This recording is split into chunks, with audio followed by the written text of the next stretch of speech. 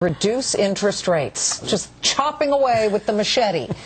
The last several cuts have had only a limited effect on the markets. Yeah, let's ask our Fox panel about it if we can. Peter, first to you. I know you think the primary concern is now and should always be keeping inflation low and maintaining the value of the dollar. But doesn't the Fed have some interest in growth in the economy? Well, there's nothing the Fed can do. All they can do is print money. That doesn't create economic growth. The people do that. So why do they have that mandate then? But they shouldn't. That's a problem. They shouldn't have that mandate. There's nothing that they can do. The individuals create wealth, and we do that when government is small, when regulations are few, when taxes are low. Unfortunately, to answer your question, they're probably going to keep cutting interest rates until foreigners stop it, until the last remaining bubble in the bond market blows up because the rest of the world says no mas. And at that point, we're going to be forced to have higher interest rates. And it's unfortunate that we're going to have to face this problem. The government is paying 2% interest on its debt right, anywhere from 2 to 3.5% on its interest right now. Foreigners are gobbling up this paper, which you keep characterizing as some kind of worthless piece of junk. You're absolutely wrong. Furthermore, the Fed doesn't create money. The Fed sets the cost of credit. Money that we call money is created in the banking system. It is credit money, and it's precisely the point. One of these days you got to learn something. It has not been able to stimulate the creation of loans. That is a problem inherent in the banking system. Can I say what Charles Plosser, the Philly Fed president, has said today, and that is that by cutting rates, thinking that's going to help growth, that's a damn the torpedoes, throw everything at it, including the kitchen sink effect. And he said, ignoring inflation during times of economic weakness, quote, risks undermining our ability to achieve economic growth over the long term. That's absolutely not true. No, he's absolutely right. Agrees with Peter. He's right. He's right. I'll tell you why he's right. Hang on, Peter, calm down, dude. I'll tell you the reason why he's right. Because the Federal Reserve's first job in this case is supposed to create real money.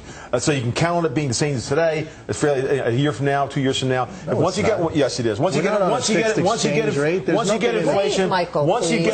inflation, it undermines the value of what you're doing today and changes the way you plan and the way your economy grows. In fact, you end up growing negative sometimes. You have too much inflation. So the problem you're running into now is that the Federal Reserve damned itself. It screwed up and made 4 major mistakes, and it did them all in a short period of time. They took too long to bring rates down after 9/11. They took too long to bring it back up after the recovery started, and then they raised them too fast. So they went from 1% to 5.25%, it's a 525% increase. And this thing about the idea about fraud is stupid. I'm going to send this message out to any senator who thinks this is all because of fraud. There's always been a degree of mortgage fraud for the past 50 years. It hasn't changed a heck of a lot. What changed was you got adjustable rate mortgages that their indexes went from 1% to 5.25% inside of 3 years. Now, the 525% increase, they created the bubble. The Fed's wrong. Hold on, Peter, hold on. We're going to let Nicole weigh in on this. Now, Nicole, with all of this negativity or negative talk about the Fed and what it does, why do we have a Fed?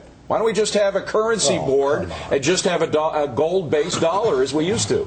Well, the Fed's around to sort of keep inflation in check, but they're not. But they're not keeping it in check, exactly. And by continuing to cut the rates like this, I don't think that inflation's going to keep going, keep escalating, and we're going to have people who, the lower income people can't get access to that cheaper credit because the banks aren't loaning it to them. So they're tightening their lending standards, and they're not going to get access to that money to spend that money and pay for these more expensive products like food and oil. I got to bring some perspective in here. Look, all central banks operate on this paradigm that you can't have long-term sustainable economic growth without low inflation, but it's absolutely not true. There's no empirical or theoretical evidence which says you can't have growth. Hong Kong did it.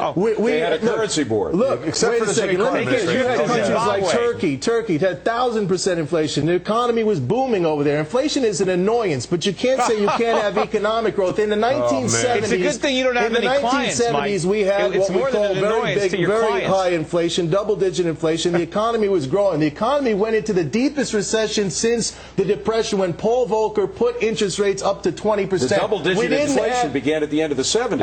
And we were growing. We were growing.